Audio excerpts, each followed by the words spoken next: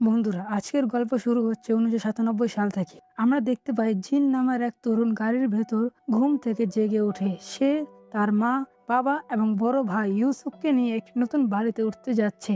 কিন্তু আশ্চর্যের বিষয় হলো, নতুন বাড়িতে পৌঁছানোর পর জিনের মনে হতে থাকে সে যেন এই বাড়িটিতে আগে কোথাও দেখেছে, অথচ বাস্তবে সে কখনোই এখানে আসেনি।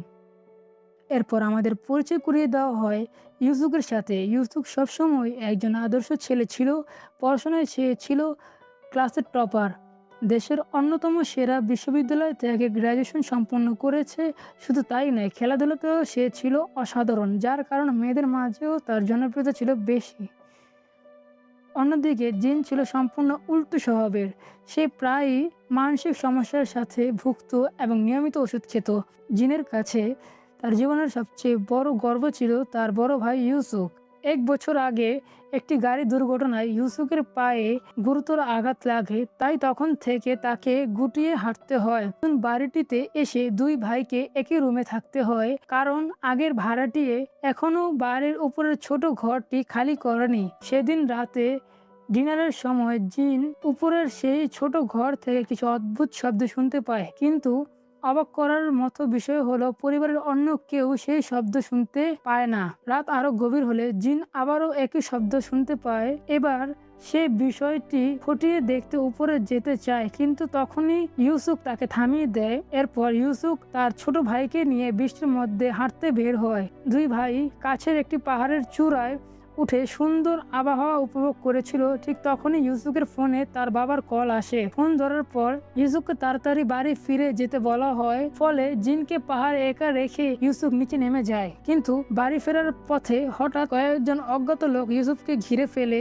তারা তাকে জোর করে তুলে নিয়ে যাওয়ার চেষ্টা করে। ইউসুফও সহজে হার মানার ছেলে নয়। সে সাহসের সাথে তাদের মোকাবেলা করতে শুরু করে।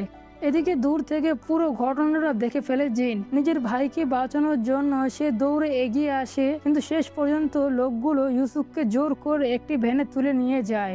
ভয় এবং আতঙ্কে জিন দ্রুত বাড়িতে ফিরে আসে এবং পুরো ঘটনাটা তার বাবা মাকে জানায়। সেই রাতে জিন একটি অদ্ভুত স্বপ্ন দেখে। স্বপ্নে দেখতে পায় কেউ একজন মানুষকে নির্মম ভাবে জিজ্ঞাসাবাদ করছে। হঠাৎ করে তার ঘুম ভেঙে যায়। পরদিন জিন পুলিশ ডিটেকটিভদের সাথে কথা বলে এবং অপহরণকারীদের ভ্যানের নাম্বার পর্যন্ত জানিয়ে দেয়, কিন্তু তদন্ত করে পুলিশ জানতে পারে এমন কোনো ভ্যান নাম্বার অস্তিত্বই নেই। দিন যেতে থাকে, একদিন, দুদিন, তারপর পুরো 19 দিন কেটে যায়। তবুও অপহরণকারীদের পক্ষ থেকে কোনো ফোন আসে না, এমনকি মুক্তিপণের দাবিও করা হয় না। এক রাতে জিন আবারও সেই উপরের ঘর থেকে অদ্ভুত শব্দ শুনতে পায়, আর সেই সাথে আবারও দেখতে পায় একই জিজ্ঞাসাবাদের স্বপ্ন। কিন্তু এবার ঘটে সবচেয়ে অবিশ্বাস্য ঘটনা। অপহরণের ঠিক 19 দিন পর ইউসুফ হঠাৎ করে বাড়িতে ফিরে আসে। সে পুরোপুরি সুস্থ অবস্থায় ফিরে এলেও তার 19 দিনের কোনো স্মৃতি মনে নেই। ডাক্তার জানায় সেটা এক ধরনের স্মৃতিভ্রংশের সমস্যা হতে পারে, তাই আপাতত তাকে স্বাভাবিকভাবে রাখাই সবচেয়ে ভালো উপায়। সবাই বিষয়টা মেনে নিলেও জিনের মনে যেন কোথাও একটা সন্দেহ থেকে যায়, আর খুব শীঘ্রই সে এমন কিছু দেখতে যাচ্ছে যা তার পুরো পৃথিবীটাই বদলে দেবে। ইউসুফ ফিরে আসার পর সবাই যেন স্থিতির নিঃশ্বাস ফেলে, কিন্তু জিনের মনে সন্দেহের বীজ তখনও রয়ে যায়, কারণ তার মনে হচ্ছিল পুরো ঘটনার মধ্যে কোথাও একটা বড় রহস্য লুকিয়ে আছে। এক রাতে জিন হঠাৎ লক্ষ্য করে ইউসুফ চুপি চুপি বাড়ি থেকে বের হচ্ছে। পরদিন সকালে জিন তার ভাইকে জিজ্ঞেস করে গত রাতে সে কোথায় গিয়েছিল, কিন্তু ইউসুফ সোজাসাপটা ভাবে বলে দেয় সে কোথাও যায়নি। এই উত্তরটি শুনে জিন আরো অবাক হয়ে যায়, কারণ সে নিজের চোখে ইউসুফকে বাড়ি থেকে বের হতে দেখেছিল। এরপর জিন আবারও একটি অদ্ভুত বিষয় খেয়াল করে, আগে ইউসুফ বাম পা টেনে হাঁটতো, এখন সে ডান পা টেনে হাঁটছে। এই ছোট্ট পরিবর্তনটাই জিনের সন্দেহকে আরো গভীর করে তোলে। সেদিন জিন ভুলবশত তার নিয়মিত ওষুধ খেতে ভুলে যায়। রাত হলে সে পড়ার টেবিলে মাথা রেখে ঘুমিয়ে থাকার ভান করে। এদিকে ইউসুফ আবারও চুপি চুপি বের হওয়ার প্রস্তুতি নিতে থাকে, তবে এবার সে নিশ্চিত হতে চায় যে জিন সত্যিই ঘুমিয়ে আছে কিনা। ইউসুফ একটি পেন্সিলের নিব ভেঙে জিনের চোখের সামনে ফেলে দেয়, কিন্তু জিন কোনো প্রতিক্রিয়া দেখায় না। তখন ইউসুফ নিশ্চিত হয়ে বাড়ি থেকে বের হয়ে যায়। ইউসুফ চলে যাওয়ার সাথে সাথে জিন চোখ খুলে ফেলে। সে দ্রুত একটি ট্যাক্সি নিয়ে তার ভাইকে অনুসরণ করতে শুরু করে। কিছুক্ষণ পর ইউসুফ একটি নির্জন জায়গায় পৌঁছে যায়। সেখানে কয়েকজন লোককে দেখে জিন হতবাক হয়ে যায়, কারণ তারা ঠিক সেই লোক যাদের সে দুঃস্বপ্নে দেখেছিল।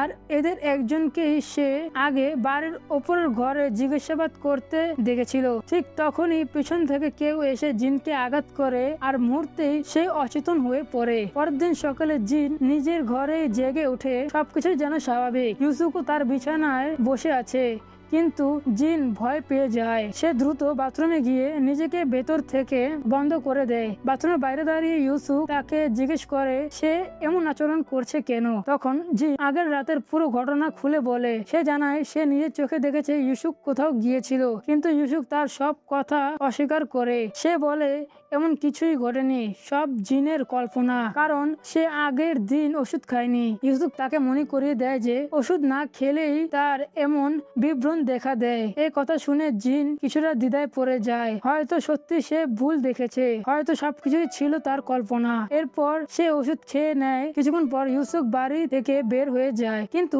ইউসুফ বের হওয়ার পর জিন তার পড়ার টেবিলের দিকে তাকিয়ে হঠাৎ জমে যায়। সেখানে পড়ে আছে ভাঙা পেন্সিলের সেই ছোট নিব, যেটা গত রাতেই ইউসুফ তার চোখের সামনে ফেলেছিল। এবার জিন নিশ্চিত হয়ে যায় সে কোনো স্বপ্ন দেখেনি। গত রাতের প্রতিটি ঘটনা বাস্তব ছিল, আর ইউসুফ তার কাছে মিথ্যা বলেছে। জিন দ্রুত মায়ের কাছে গিয়ে পুরো বিষয়টা খুলে বলে।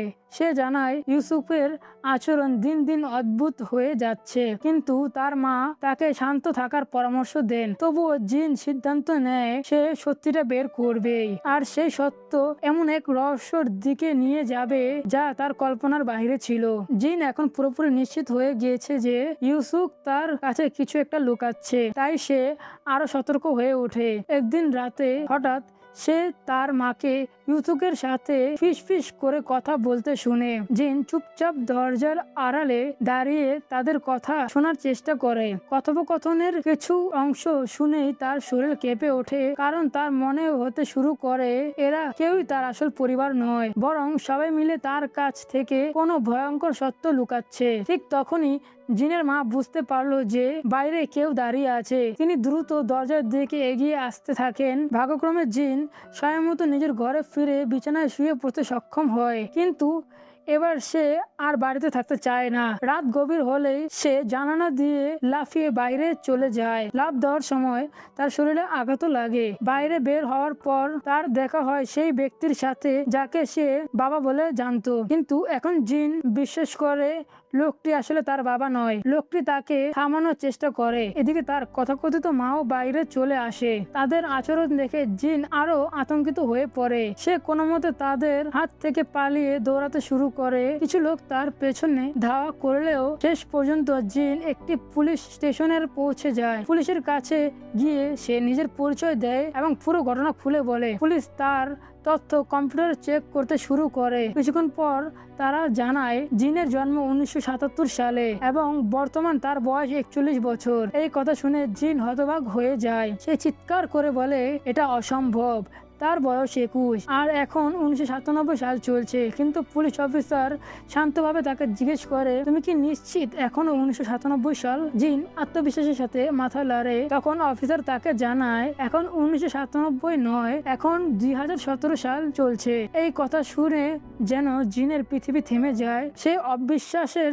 চোখে চারপাশে তাকাতে থাকে। তবে তার চোখে পড়ে মানুষের হাতে থাকা আধুনিক স্মার্টফোন। কাছে টেলিভিশনে ভেসে ওঠে সমসাময়িক খবর, যেখানে দেখা যাচ্ছে কোরিয়ার প্রেসিডেন্ট এবং আমেরিকার প্রেসিডেন্ট ডোনাল্ড ট্রাম্পকে। এবার ধীরে ধীরে জিনের ভেতর ভয় কাজ করতে শুরু করে। সে একটি আয়নার সামনে গিয়ে দাঁড়ায়, আর তখনই সবচেয়ে বড় ধাক্কাটা খায়। আয়নায় যে মুখটা সে দেখতে পায় সেটা কোনো 21 বছর তরুণের মুখ নয়, বরং একজন মধ্যবয়স্ক মানুষের মুখ। হ্যাঁ, বাস্তবে তার বয়স এখন 41 বছর। জিন সম্পূর্ণ ভেঙে পড়ে। সে বুঝতে পারছে না তার জীবনে আসলে কি হচ্ছে। কিছুক্ষণ পর সে বাড়িতে ফিরে আসে, কারণ এখন তার সত্য জানতেই হবে। বাড়িতে ঢুকেই সে আবার সেই ছোট্ট ঘরের দিকে যায়, কিন্তু এবার ঘরটি সম্পূর্ণ ভিন্ন রূপে সাজানো। এটা যেন কোনো তদন্তর কক্ষ। ঠিক তখনই ইউসুফ সামনে আসে, তবে এবার তার মুখে আগের মতো ভাইসুলভ আচরণ নেই। সে জিনকে জানায় আজ থেকে 20 বছর আগে এই ঘরেই এক নারী এবং কিশোরী মেয়েকে নির্মমভাবে হত্যা করা হয়েছিল। অনেক বছর তদন্ত করেও পুলিশ প্রকৃত খুনিকে খুঁজে বের করতে পারেনি। তাই নিহত পরিবারের স্বজনরা নিজেই তদন্ত শুরু করে এবং সেই তদন্তের ফলাফল সরাসরি জিনের দিকে এগিয়ে পৌঁছায়। ইউসুফ জানায় সব প্রমাণ বলছে সেই খুনি আর কেউ নয়, জিন নিজেই। একথা শুনে জিনের মাথার ভেতর যেন বিস্ফোরণ ঘটে। সে কিছুতেই বিশ্বাস করতে পারে না, কারণ তার নিজের স্মৃতিতে এমন কোনো ঘটনার অস্তিত্বই নেই। কিন্তু এখন সত্য ধীরে ধীরে সামনে আসতে শুরু করেছে, আর খুব শীঘ্রই জিন জানতে পারবে 20 বছর আগে সেই রাতে আসলে কি ঘটেছিল। ইউসুফের মুখ থেকে নিজের নাম শুনে জিন সম্পূর্ণ হতবাক হয়ে যায়। সে বারবার বলতে থাকে সে নির্দোষ, সে কাউকে হত্যা করেনি। কিন্তু ইউসুফ এবং তদন্তকারীরা তারা কোনো কথাই বিশ্বাস করতে চায় না। এরপর তারা জিনকে পুরো সত্যটা জানাতে শুরু করে। 20 বছর আগে ঘটে যাওয়া সেই খুনের ঘটনার পর আসল অপরাধীকে খুঁজে বের করার জন্য নিহত পরিবারের আত্মীয় স্বজনরা একটি বিশেষ তদন্ত দল গঠন করে। তাদের বিশ্বাস ছিল পুলিশ যে কাজ করতে পারেনি তারা নিজেরাই সেটা করবে। দীর্ঘ তদন্তের পর তাদের সব সন্দেহ এসে থেমে যায় একজন মানুষের ওপর, আর সে মানুষটি ছিল জিন। কিন্তু সমস্যাটা ছিল অন্য জায়গায়। জিনের নিজেরই সেই ঘটনার কোনো স্মৃতি নেই, যেন তার জীবনের বিশাল একটা অংশ হঠাৎ মুছে গিয়েছে। তদন্তকারীরা ধারণা করে সেই ভয়ঙ্কর ঘটনায় মানসিক আঘাত থেকে জিন নিজের অতীত ভুলে গেছে। তাই তারা সিদ্ধান্ত নেয় তাকে আবারও সেই সময়ে ফিরিয়ে নিতে হবে, যাতে তার হারিয়ে যাওয়া স্মৃতি ফিরে আসে। এই কারণে তারা পুরো নাটকটা সাজিয়েছিল। যে পরিবার জিনকে নিজের পরিবার মনে করেছিল তারা আসলে তার পরিবার ছিল না। সবাই ছিল এই পরিকল্পনার অংশ। নকল বাবা, নকল মা, এমনকি নকল ইউসুফও। সবাই মিলে তাকে 1997 সালের পৃথিবীতে ফিরিয়ে নেওয়ার চেষ্টা করেছিল। তারা চেয়েছিল জিন আবার সেই স্মৃতিগুলো অনুভব করুক, যাতে অবশেষে সত্যিটা বেরিয়ে আসে। এরপর ইউসুফ আরো একটি গুরুত্বপূর্ণ তথ্য জানায় যে অপহরণের ঘটনায় জিন দেখেছিল সেটা ছিল পরিকল্পনার অংশ। আসলে তাকে কেউ অপহরণ করেনি। সত্যিটা ছিল আরো অবাক করার মতো। ইউসুফকে একটি প্রতারণা মামলায় গ্রেপ্তার করা হয়েছিল। সে টানা 19 দিন জেলে ছিল আর 19 দিন পর জামিনে মুক্তি পায়। এই কারণে সে হঠাৎ উধাও হয়ে গিয়েছিল এবং 19 দিন পর ফিরে এসেছিল। এদিকে যে ছোট্ট ঘর থেকে অদ্ভুত শব্দ শোনা যেত সেটাও রহস্যময় কিছু ছিল না। এই ঘরের ভেতরে তদন্তকারীরা গোপনে কাজ করত। তাদের জিজ্ঞাসাবাদ এবং পরিকল্পনার শব্দ জিন শুনতে পেত। ইউসুফ জিনকে একটি গাড়িতে তুলে নিয়ে যায়। সে জানিয়ে দেয় এবার জিনকে তার অপরাধের মূল্য দিতে হবে। জিন বুঝতে পারে তার জীবন এখন বিপদের মধ্যে, তাই সুযোগ বুঝে সে চলন্ত গাড়ি থেকে লাফিয়ে পড়ে। ইউসুফও তার পেছনে ছুটে যায়, কিন্তু কিছুক্ষণের মধ্যেই ভয়ঙ্কর একটি দুর্ঘটনা ঘটে। ইউসুফের গাড়ি নিয়ন্ত্রণ হারিয়ে একটি গাছে গিয়ে ধাক্কা খায়। অন্যদিকে জিন একটি ট্রাকের আঘাতে গুরুতর আহত হয়। এই দুর্ঘটনায় তার জীবনের মোড় ঘুরিয়ে দেয়, কারণ এই ঘটনার পর তার মনের গভীরে পড়ে থাকা স্মৃতিগুলো ধীরে ধীরে ফিরে আসতে শুরু করে। আর এখন থেকেই আমরা চলে যাই 1997 সালের সেই ভয়ঙ্কর অতীতে। তখন জিন তার আসল বাবা মা এবং বড় ভাই ইউসুফের সাথে সুখের জীবন কাটাচ্ছিল। কিন্তু একদিন হঠাৎ একটি মর্মান্তিক গাড়ি দুর্ঘটনায় সবকিছুই বদলে দেয়। সে দুর্ঘটনায় জিনের মা এবং বাবা দুজনই মারা যান। অন্যদিকে ইউসুফ গুরুতর আহত হয় আর জীবন বাঁচাতে একটি জটিল অপারেশন করানো জরুরি ছিল। কিন্তু অপারেশনের জন্য প্রচুর টাকা প্রয়োজন, আর সেই সময় দক্ষিণ কোরিয়ার অর্থনৈতিক সংকট চলছিল। জিন চারদিকে কাজ খুঁজেও কোনো উপায় বের করতে পারছিল না। দিন যত যাচ্ছিল ইউসুফের অবস্থা তত খারাপ হচ্ছিল। অবশেষে একদিন জিন একটি চাকরির খোঁজে ইন্টারনেটে ঘাটাঘাটি করছিল। ঠিক তখনই তার কাছে একটি অদ্ভুত মেসেজ আসে।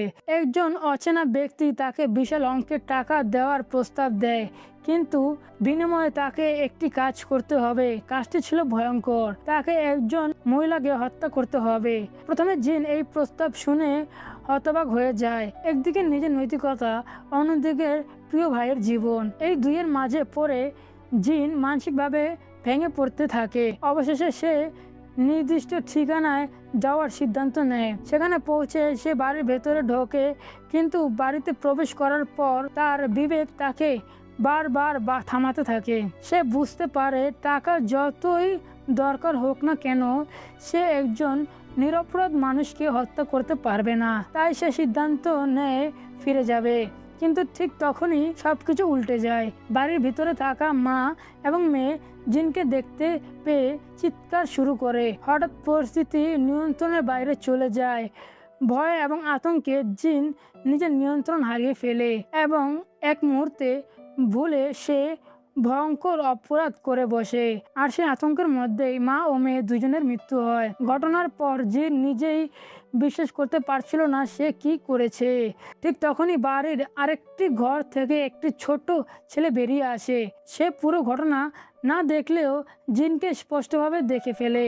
এক মুহূর্তের জন্য জিনের সামনে আরেকটি সিদ্ধান্ত এসে দাঁড়ায়।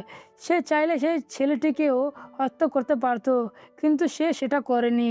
বরং ছেলেটিকে নিজের ঘরে ফিরে যেতে বলে। বাড়ি থেকে বের হওয়ার সময় সে এমন একটি সত্য জানতে পারে যা তাকে আরও ধাক্কা দেয়। সে জানতে পারে এই পুরো পরিকল্পনার পেছনে মানুষটি ছিল সে আর কেউ না, ইউসুফের চিকিৎসক। বাড়ি থেকে বের হওয়ার পর জিন সত্যটা জানার জন্য সেই ডাক্তারের মুখোমুখি হয়। আর তখনই সামনে আসে পুরো ঘটনার সবচেয়ে ভয়ঙ্কর অংশ। ডাক্তার জানায় অর্থনৈতিক সংকটের কারণে সে সম্পূর্ণ দেউলিয়া হয়ে পড়েছিল। তার উপর ছিল বিশাল ঋণের বোঝা। এই পরিস্থিতি থেকে বেরিয়ে আসার জন্য সে একটি শয়তানি পরিকল্পনা করে। সে তার স্ত্রীর নামে একাধিক বড় অঙ্কের বীমা পলিসি করেছিল।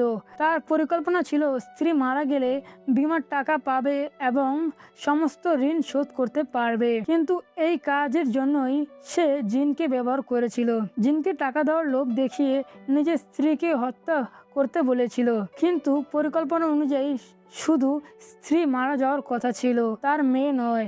আর এখানেই পুরো বিষয়টা নিয়ন্ত্রণের বাইরে চলে যায়।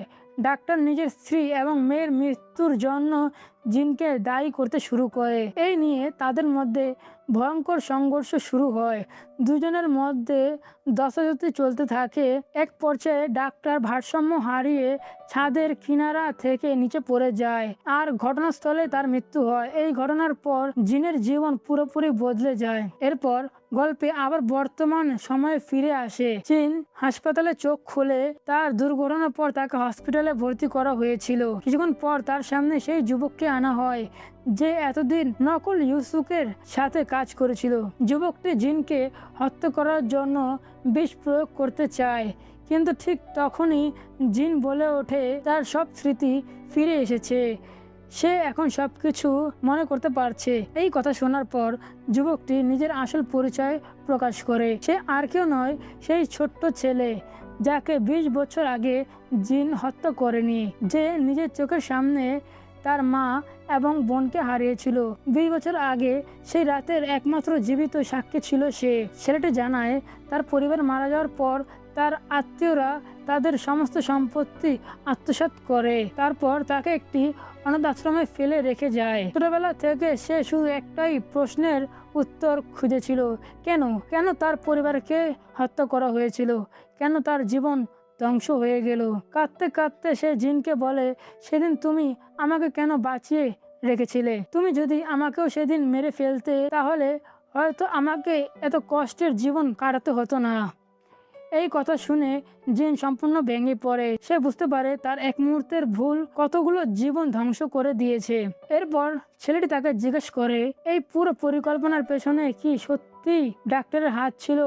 কিন্তু জিন এবার মিথ্যে বলে। সে ডাক্তারের নাম প্রকাশ করে না, বরং পুরো অপরাধ নিজের কাঁধে নিয়ে নেয়। কারণ সে জানে যে ভুল সে করেছে তা কোনো ক্ষমার যোগ্য নয়। যে জীবনগুলো সে কেড়ে নিয়েছে সেগুলো আর কখনো ফিরে আসবে না। গভীর অনুশোচনা এবং অপরাধে জর্জরিত জিন অবশেষে নিজের জীবন শেষ করার সিদ্ধান্ত নেয়। কিছুক্ষণের মধ্যেই সে আত্মহত্যা করে। অন্যদিকে সেই যুবকও জানতে পারে তার পরিবারের মৃত্যুর পেছনে আরো বড় ষড়যন্ত্র ছিল। তার পুরো পৃথিবী ভেঙে পড়ে। সে আর এই সত্য মেনে নিতে পারে না।